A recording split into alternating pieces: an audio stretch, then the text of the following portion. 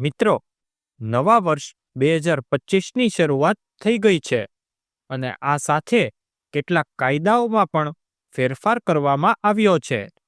જેવી રીતે તમે 2024 કે તેની પહેલાના સમયમાં કોઈ પણ જમીન કે મકાનનો દસ્તાવેજ કરાવતા હતા, તેના કાયદામાં થોડા ફેરફારો કરવામાં આવ્યા છે અને હવે તમારે વર્ષ 2025માં કોઈ જમીન લેવી હોય તો તમારે કઈ કઈ બાબતોનું ધ્યાન રાખવું તે વિશે આપણે આ વિડીયોમાં વિગતવાર ચર્ચા કરીશું.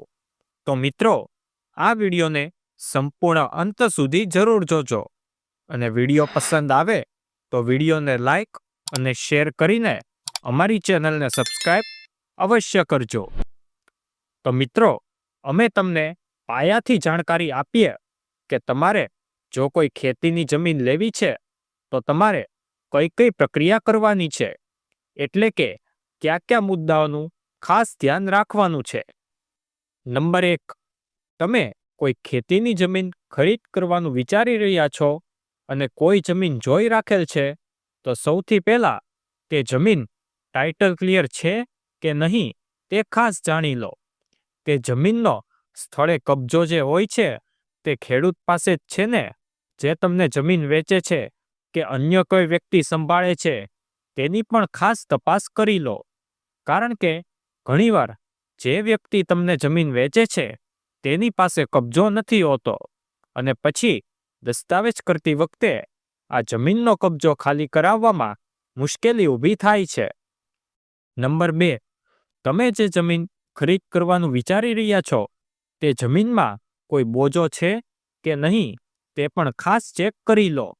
કોઈ મંડળી કે બેંકનો બોજો બોલે છે અથવા તો કોઈએ ખાનગી રીતે ધિરાણ આપ્યું છે કે નહીં તે પણ અવશ્ય ચેક કરી લો. તે માટે તમે ટાઇટલ ક્લિયર અંગેની પેપર નોટિસ પણ આપી શકો છો. અને મિત્રો, કોઈ પણ વ્યક્તિએ આ જાહેર નોટિસ આપવી જ જોઈએ.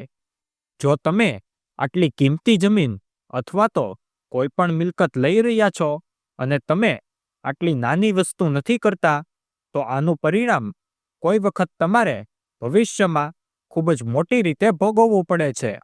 એટલે ટાઇટલ ક્લિયરની નોટિસ આપીને જ કોઈ પણ મિલકતનો દસ્તાવેજ કરવો જોઈએ.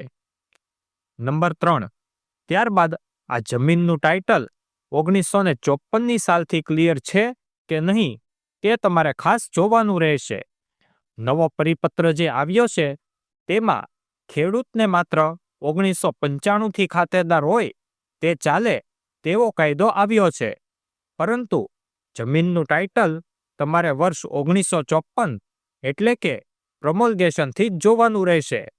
અને તે ઉપરાંત જો તમારે ભવિષ્યમાં આ જમીનને બિનખેતી કરવાની હોય તો તમારે તેમાં જેટલા પણ ટ્રાન્ઝેક્શન થયા હશે, એટલે કે વેચાણ વ્યવહારો થયા હશે, તે બધા જ ખેડૂતોના પ્રમોલ્ગેશનથી ટાઇટલ જોવા પડશે. તો જો તમારે ભવિષ્યમાં આ જમીન બિનખેતી કરવાની જ હોય તો આ પ્રોસેસને આ જમીન લેતા પહેલા ચેક કરી લેવી જોઈએ. નંબર 4, ટાઇટલ ક્લિયર જમીન હોય ત્યારબાદ તમે આ જમીનને વેચાણ રાખી શકો છો. આ માટે સૌપ્રથમ તમારે કોઈ વકીલને ત્યાં જઈને એક 300ના સ્ટેમ્પ પેપર ઉપર સાદું બાનાખત બનાવી લેવું જોઈએ. જો જમીનની મુદત લાંબી હોય અને દસ્તાવેજ કરવામાં વાર હોય, અથવા તો તમે કોઈ અજાણ્યા ગામમાં જમીન લેતા હોવ અને ત્યાં કોઈનો પરિચય ન હોય તો તમારે રજિસ્ટર બાનાખત બનાવવું જોઈએ. પણ જો તમે તમારા ગામમાં જ કોઈ જમીન લ્યો છો અને દસ્તાવેજ કરવાની મુદત પણ ટૂંકી હોય તો 300ના સ્ટેમ્પ પેપર ઉપર સાદું બાનાખત બનાવીને તેમાં તમારા સોદા વિશે સંપૂર્ણ માહિતી લખવી જોઈએ. જેમ કે તમે સોદો કેટલા રૂપિયામાં કર્યો છે, એટલે કે જમીનનો સોદો ઉધડો છે કે દર વીઘા લેખે ભાવ છે એ સ્પષ્ટ રીતે લખાવવું જોઈએ. ત્યારબાદ તમે અત્યારે બાનાની કેટલી રકમ આપો છો તે બાનાની રકમ પણ લખાવવી જોઈએ. તમારા આ સોદાની મુદત કેટલી છે તે પણ તમારે લખાવવું જોઈએ. પછી જમીન માપવાની શરત અને તે માપણીનો ખર્ચો કોના ઉપર છે તેની વિગત લખાવવાની છે. અને ટાઇટલ ક્લિયર વિશેની તમામ વાતો તથા દસ્તાવેજ કરતી વખતે ખાલી કબજો સોંપવાનો તે વાત પણ આ બાનાખતમાં લખવી જોઈએ. મિત્રો, જો તમે બાનાખત વિશે વધારે જાણકારી મેળવવા માંગતા હો તો અમને કોમેન્ટ કરીને અવશ્ય જણાવજો. તેના માટે અમે એક અલગ વિડીયો બનાવીશું.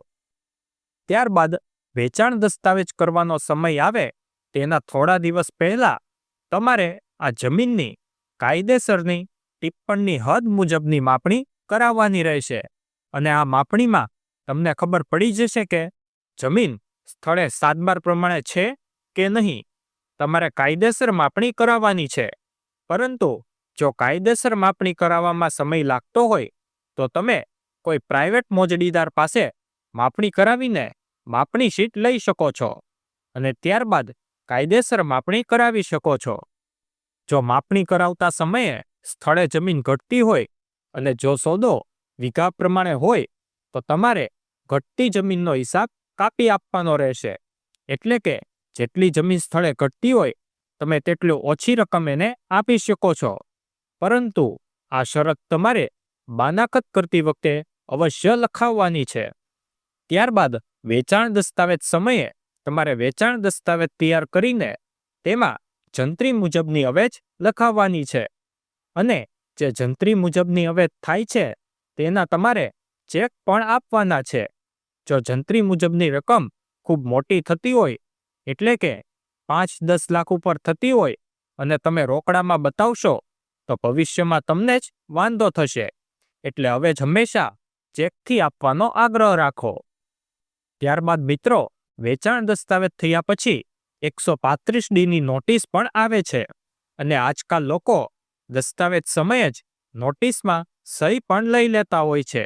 એટલે જો શક્ય હોય તો દસ્તાવેજ કરવા જાઓ તે જ સમયે 135D નોટિસમાં સહી લેવાનું કહી દો, જેથી ભવિષ્યમાં કોઈ વાંધો કે તકરાર ન ઉઠાવી શકે. તો મિત્રો, આ હતા અમુક મુદ્દા જે તમારે વર્ષ 2025માં જો કોઈ ખેતીની જમીન લ્યો છો તો તમારે ખાસ ધ્યાનમાં રાખવા જોઈએ. તો મિત્રો, જો તમને આ વિડીયો પસંદ આવ્યો હોય તો વિડીયોને લાઈક અને શેર જરૂરથી કરજો. અને આવી જ કાયદાકીય માહિતી મેળવતા રહેવા અમારી ચેનલને સબસ્ક્રાઇબ અવશ્ય કરજો.